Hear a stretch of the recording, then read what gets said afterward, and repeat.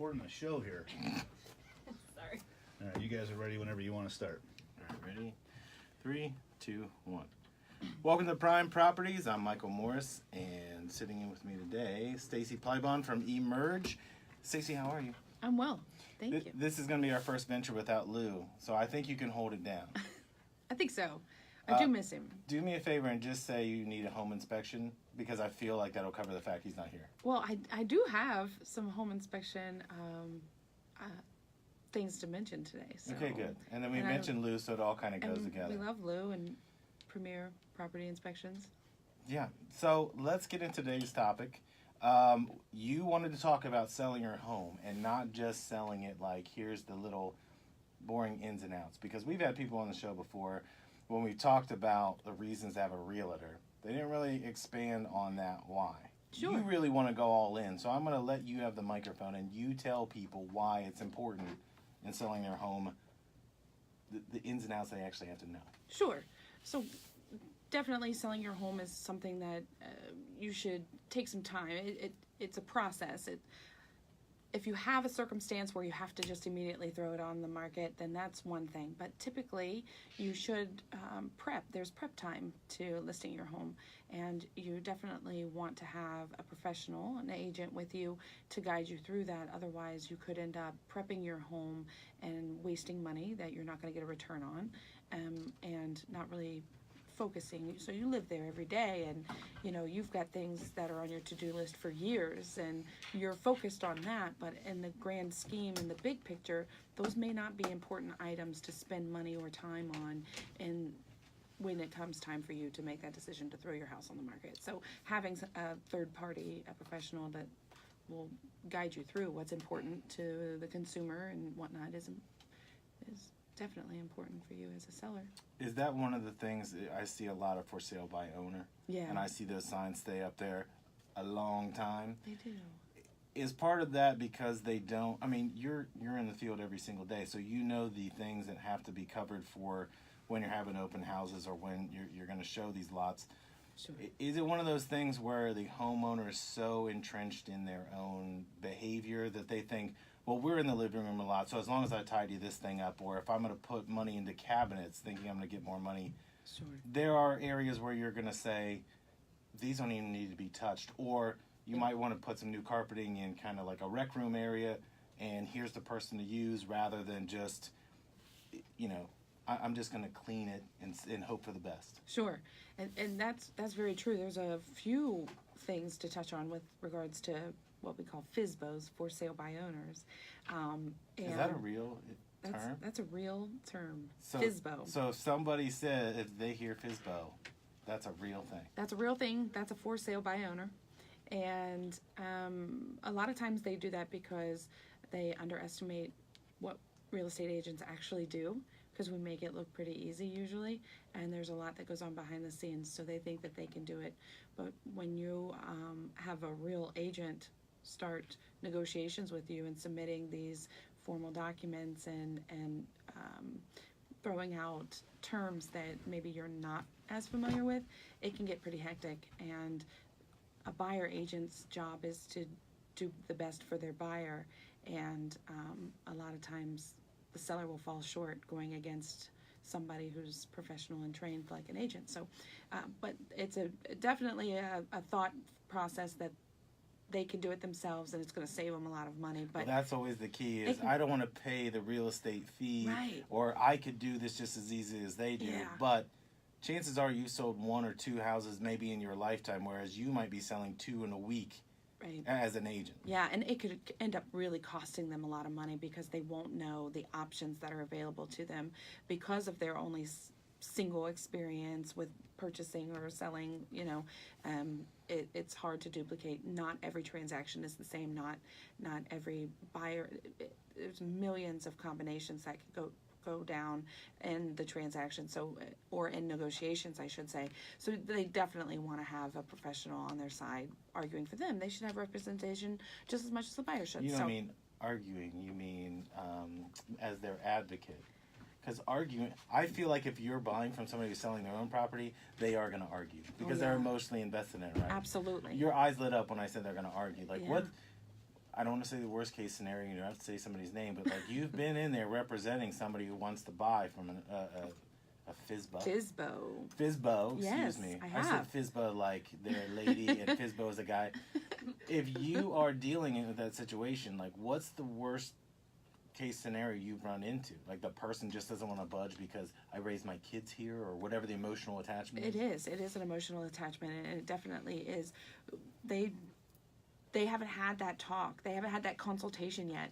So when you're telling them that, the flooring is outdated, or, that maybe the kitchen needs some updates or something, they love it. And they're not seeing it through the eye of the new person. They're seeing it through the emotional. I raised my kids here. I've lived here. I put all my hard work. Or I put and I put money into this floor 2 years ago, and I picked what I liked. Yeah.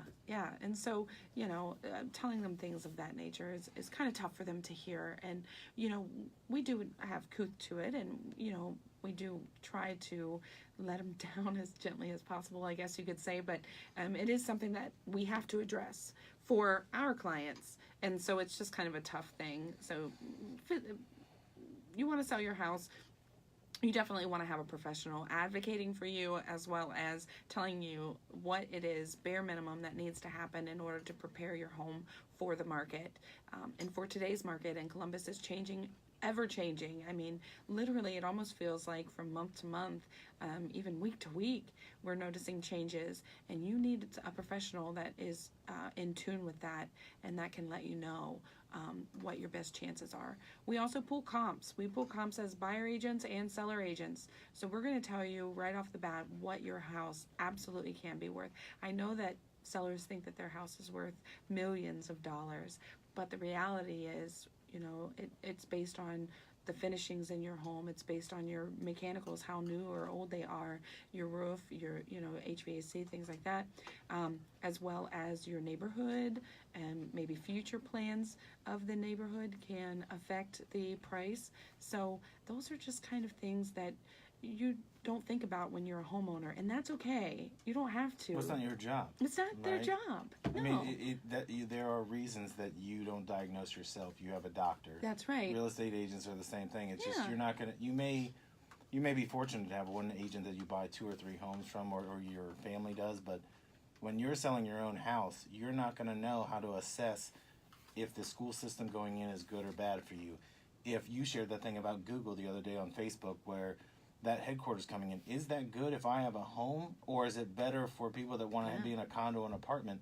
Because that place where you showed that yesterday, I was in the area where it's going, and you could not move at 5:30. You can't. So I said to my daughter, I can't believe that anybody would want to live up here. Yeah. She lives up there. Like, I'm just picking her up and dropping her off, and I thought the traffic that's going to be there.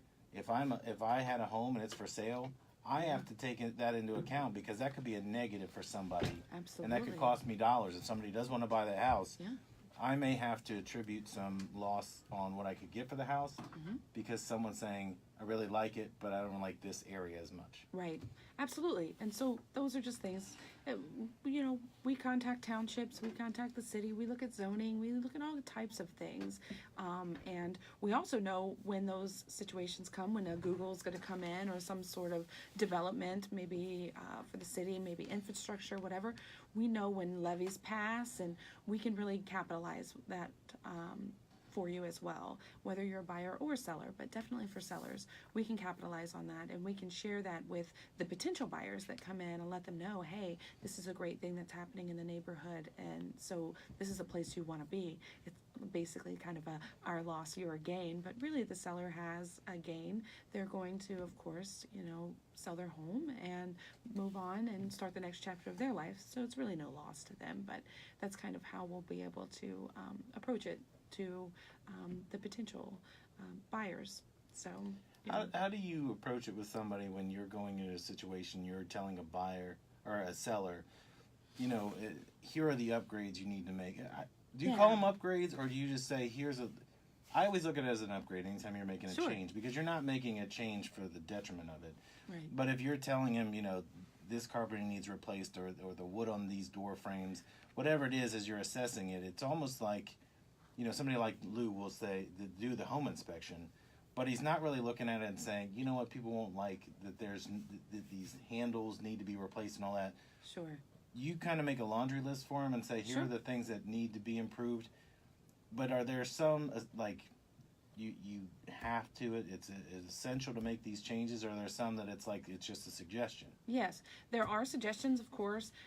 I like to go through and I like to do an overall assessment, and then at that point talk to them about what monies they have available to do that, to prep the home.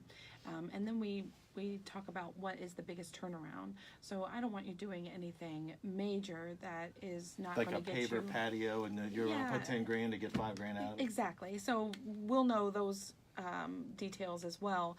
But, sometimes it's as simple as lighting, handles and paint on the walls. That in itself can really give a fresh look to the home and really appeal to the buyer. And if you're flooring, if that's something that needs done, you can absolutely do it. It will come back to you tenfold. But if you don't have the money or the capital set aside to do that right away, you can give an allowance. So the profits that you're going to make from the sale of your home, you can essentially escrow that. Maybe you can give them a $2,000 escrow for them to purchase their own flooring. If somebody isn't sure who you're talking about, when you say them, you mean the people that are going to assume. Yeah, I'm sorry. So the seller... No, I'm saying you said it correctly. I want somebody, if they're out there and they haven't bought a home yet and they're hearing this, to go, who's sure. the them in that sentence? Okay, so the seller then can escrow an allowance, essentially a flooring allowance, to the buyer. And that's something that definitely buyers can advocate for as well. The seller doesn't have to, of course, but that's something that you can do as part of negotiations, especially if the seller has been told already by their agent, or they're already aware. That is an option that a buyer could ask for. And sometimes sellers, we talk about that up front. They don't have the money for it. No problem. Let's just throw it in there right off the bat. In the very beginning, let's let them know all of the positives to your home, and also let them know that the seller will be awarding the buyer $1,000, $1,500, $2,000, whatever, from the profits of the sale. Will go back to the buyer and give them an allowance to pay for their own flooring and choose their own flooring. And I know that's something that has been beneficial in the past for my sellers as well as for my buyers. So, have you seen a change in, I want to say, the HGTV culture? Because before, I can remember as a kid growing up, and my mom would have all these magazines, the Home and Garden magazine and all that, but you had to buy it, then you had to comb through it, and it was more like you were looking at ideas. It seems like the thing you're talking about, like kind of swapping out money for an allowance for flooring or wood or whatever it might be, it seems like people think they're more educated about that thing because, well, I saw it on TV, Right. so... But every time, I can't remember which one it is, but it's where they're trying to flip houses, and they'll, my budget in California is $1 million, Right. Which is like a $150,000 home here. Right. But then they're saying, well, we're going to put new flooring in, we're going to do all this, and they're putting the money into the house first before they found a buyer. And Yeah. I think that's the thing. Like, I'm so glad you brought this up, because I think a lot of people think they have to make all the adjustments to the house to turn around and sell it. You can do that. You can put new cabinets in, and it might be someone doesn't want cabinets at all. Right. Or an island. Remember when islands were a Yes. big deal? Now it seems like everybody wants to cut that out until they see somebody on TV, this is where we cook all of our meals. Yep. So Absolutely. you kind of have to more leave it open, don't you? So that somebody else coming in can make the changes they want. Absolutely. They're the new buyer. They're going to be the new owners. They're going to be living there, and your styles may not be the same. And so why not just forego that upfront cost and let them know right off I think that's exciting for a buyer, too. That's their new home that they're going to be getting, hopefully, if everything goes well. Well, they get to imagine what they can put there versus this is what I have to deal with. Yeah, they get excited. I get to, right off the bat, and it's costly to purchase a home depending on your programs and whatnot. So you have down payment and closing costs and yada yada. But at the end of their closing, you've got your home, and then you've got a $2,000 flooring allowance to go and buy whatever flooring you want to put into your new home. I think that's pretty exciting, and I think that's a win-win for both sides, especially when you have a seller who knows and accepts that they should put new flooring in, that it would behoove them. And so I think that's great for both. I think that's a win-win definitely for both sides to have that allowance option.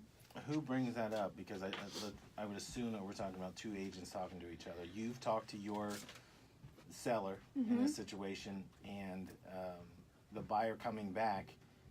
I'm just saying this because I've been there a few times, knowing the real estate agents I know, and I'm just standing there when they get this phone call come in, like, and someone is ripping apart something that's in that kitchen, that living room. Sure. You know, and you have to relay that back, right? So that's Yes. not an easy conversation.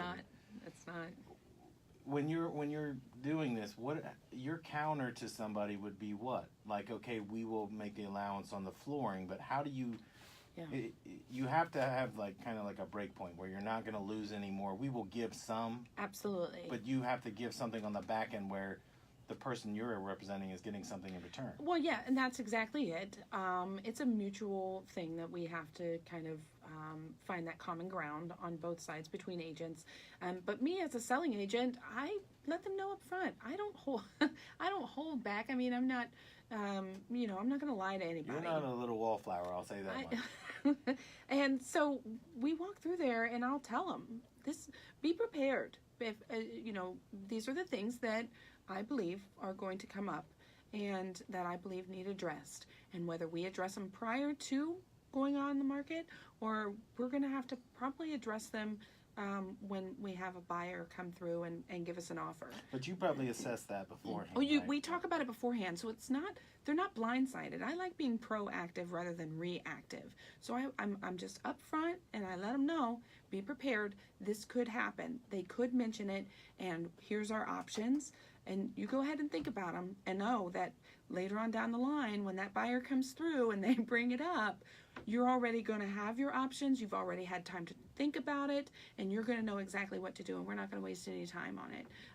And so it's really not that hard of a conversation when that buyer brings it up, because I've already briefed it. Right. We've already addressed it. I mean, not to say that there haven't been times that I've missed some things, I guess, but typically we've already talked about that, so it's not a blind side, and we know. So then it's, all right, we're going to go ahead with the allowance, and they've already got their number in hand that they want to give an allowance for. It may not cover every dime of the flooring, but $1,000 for flooring for a room, a great room or something like that, that's a nice discount as a buyer, When you feel like you won. Yes, if you're absolutely. buying, you feel like you won. Yeah. Nobody wants to pay retail. And the seller won too, because they didn't have to pay for the full price of the flooring, and they were already prepared for it anyway. Right. And it really is only coming out of their profits. Typically, it's not coming out of their pocket. It's coming out of the profit from the sale.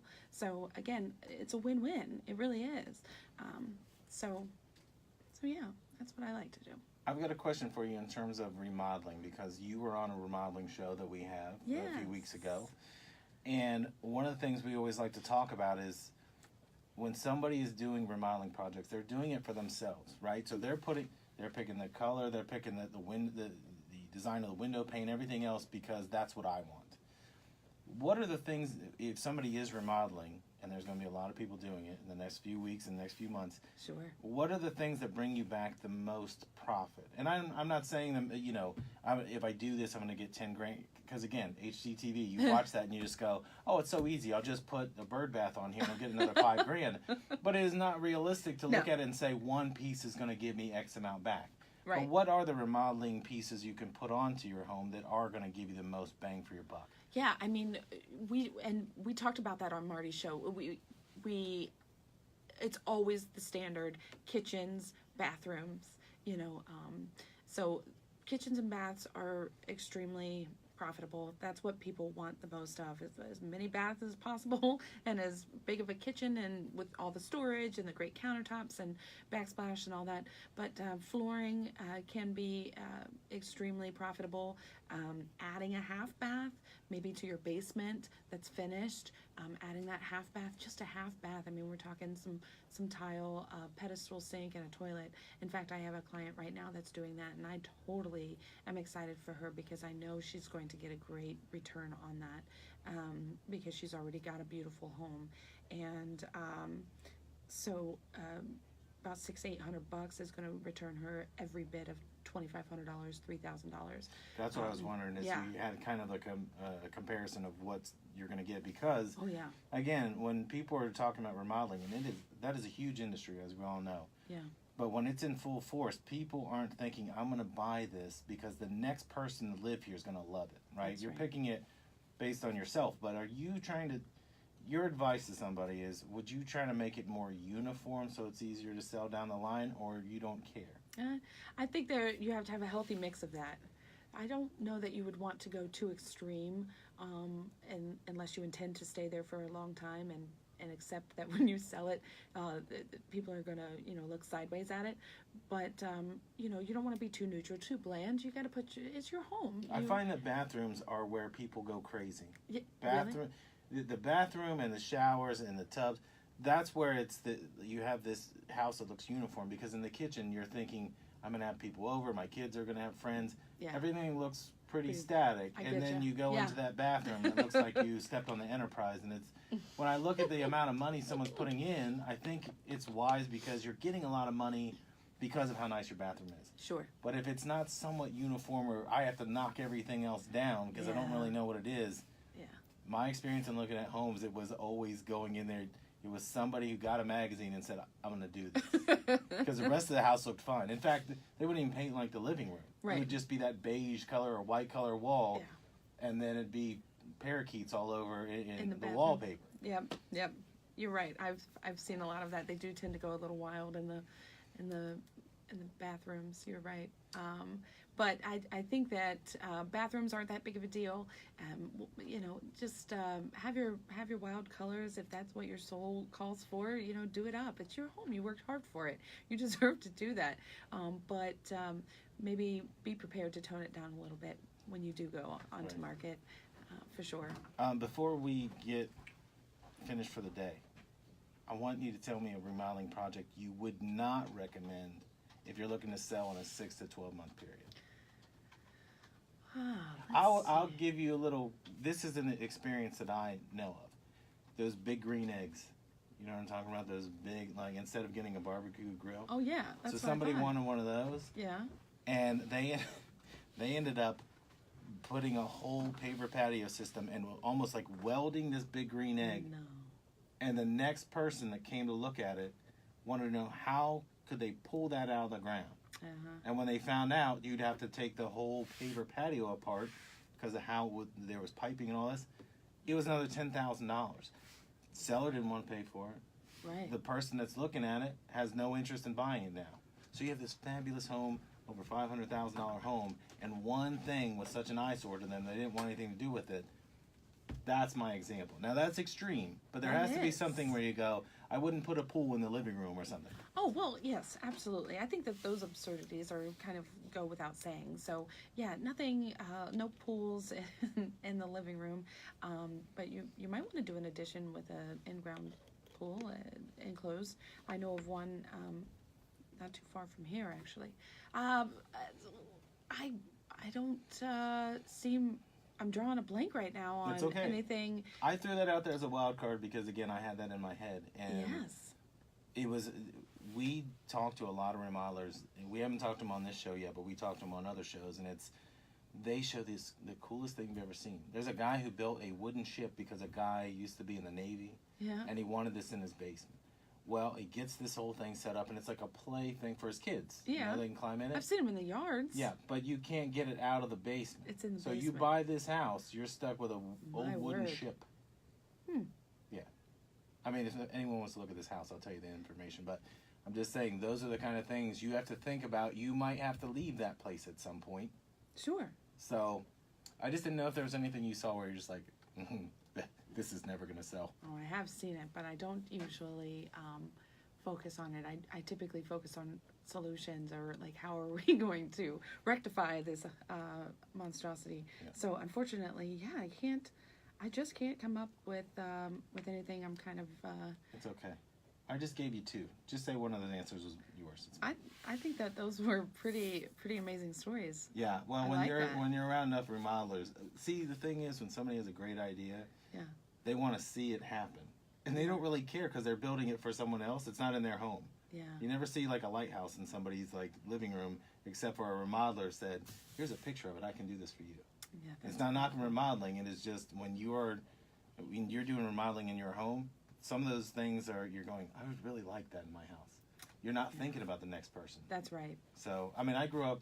You've probably seen this house in Grove City. Somebody had a traffic light installed, and it was a working traffic light. Yes. Which is really cool, except for the next person. But see, they never Right. took it down. Right. They just never turned it back on. And I thought that was one of the like selling points. Like, look how cool this is. And that thing was there in the 80s. It's still there now, and I don't even know there's power to it. But it's just a rotting pole now. Yeah. You know. I'm not sure I would find it. Oh, I'll take you by it. You'll love it. You'll love it. But they had a pool, so the pool overrode the light pole. Oh yeah. Okay. So the pool was the selling point. Yeah. Which sometimes isn't. You have to be the right person. That is true. So we have so much more to cover. We're We going to have to do. do a second show on this. So what I would like you to do is before we leave today, let people know how they can get a hold of you personally, Stacey. Okay, sure. So they can get a hold of me by going to centralohiohomesandlifestyle.com and also liking us on Facebook at Central Ohio Homes and Lifestyle. And then, of course, phone calls, texts, 614-778-4269.